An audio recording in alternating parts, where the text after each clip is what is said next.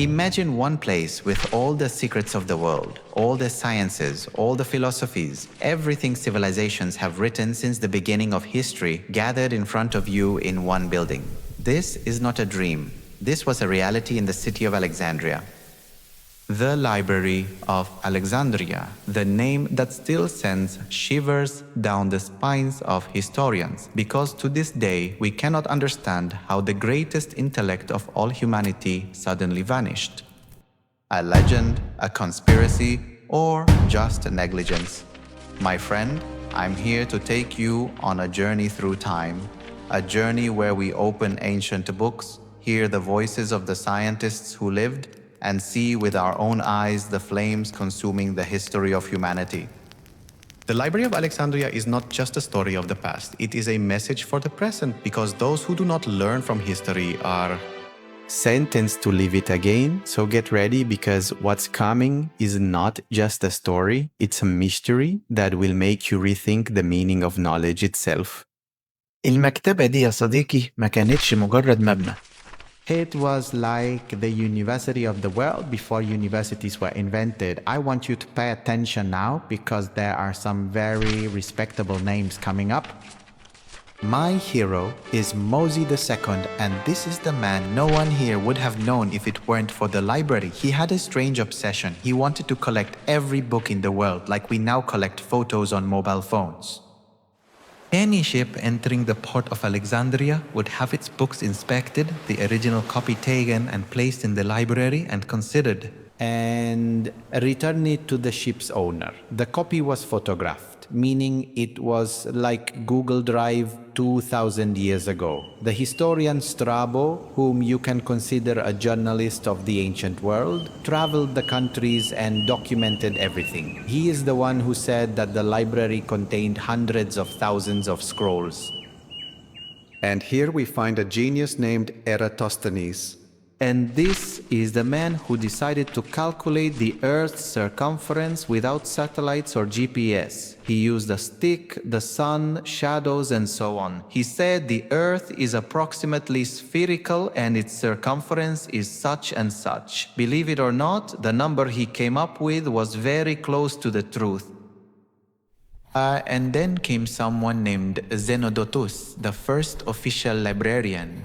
Imagine him holding an Excel sheet but without a computer, recording the names of authors and their books, creating the first catalog in history. After that, a legendary doctor named Galen appeared, who wrote medical research that remained a reference for people for many centuries. What we study today in colleges is based on his work from 2,000 years ago. This library was the mind of humanity in one beating heart. Everyone who entered it felt like they were part of something bigger, something that made a person dream of knowing everything. And that was Egypt's strength at the time, not just the army or the sea, but the power of knowledge. The power that builds and changes the world more than 1,000 battles. And the question we must ask ourselves now is, are we building our own libraries today? Or are we letting knowledge slip through our fingers like it did in the past? But history taught us that every light has a shadow. In the year 48 before Christ, Alexandria was engulfed in a great conflict. Julius Caesar, the Roman commander, entered the city amidst a massive uprising. The enemy fleet was stationed in the harbor. Caesar decided to burn it to cut off their path, but the fire knows no boundaries. The flames caught the ships and the smoke drifted towards the city. And of course, near the library, tens of thousands of scrolls began to char. All the knowledge of the ancient world turned to ash, drifting in the air. The historian Plutarchus said that 40,000 scrolls were lost that night. Imagine 40,000 voices, 40,000 minds turned to ash. This sin was not just a fire, it was a crime against the memory of humanity, because every burned writing was like a bridge between the past and the future, a bridge that collapsed before people's eyes. But did the library completely end at that time? No, some sources said that a part of it survived and the idea did not die, as if it was saying, "You may burn my body, but my spirit does not die." My friend, from this we learn that ignorance and neglect are a fire that consumes everything, and if we don't protect our knowledge, we will lose the greatest treasure without realizing it. 2. People think that the library disappeared entirely in one fire, but the truth is its disappearance was slower and harsher after Caesar. The library suffered successive blows in the 14th century when extremist Christians attacked the moth in temples, causing large parts of it to collapse. And with the Roman invasion after that, the memory eroded piece by piece. The Library of Alexandria didn't disappear suddenly. It vanished gradually, like a person dying slowly. This shows us that danger is not always a sudden fire. Sometimes it is continuous neglect.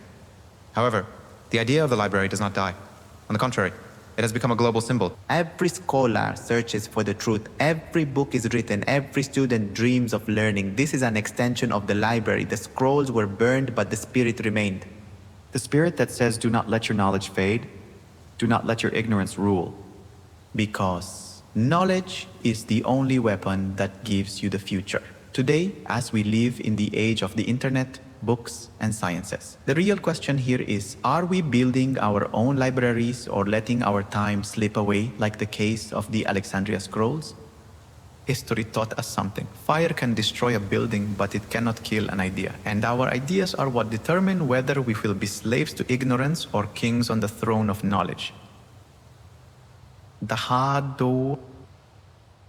And what many may not know is that the Library of Alexandria did not entirely perish in a single fire. On the contrary, there is evidence that its life continued after the disaster of Julius Caesar. The historian Strabo, the traveler who used to travel and record everything he saw, visited Alexandria after the fire and wrote that the Great Museum, or the Mauseon, which was associated with the library, was still standing. This means that at least part of the terrain remained intact. And during the time of Queen Cleopatra VII, the last of the Ptolemaic queens, sources say that the famous Roman leader Antony gifted her about 200,000 manuscripts from the Library of Pergamum in Asia Minor to compensate for what was lost. So even after the disaster, there were genuine attempts to revive the library. Not only that, some researchers say that the library was not just one place, but there was a network of small libraries scattered around Alexandria, including the secondary library in the Serapeum, which remained until it was destroyed in the 4th century AD. This means that despite everything that was lost, the idea did not die, and now the scholars continued researching, writing, and copying manuscripts. And this is the most important lesson. Civilization is not just one book that can be burned. Civilization is the determination of people to write again every time. The fire may have burned the paper, but the fire couldn't burn curiosity. And curiosity is what always makes humans start anew. But the question that still puzzles the world, did the library really disappear forever, or is there a hidden secret still shining among the shadows? Who was the real cause in the end? That's what we'll discover in the next part. If you want to continue the journey with us, don't forget to join and follow us.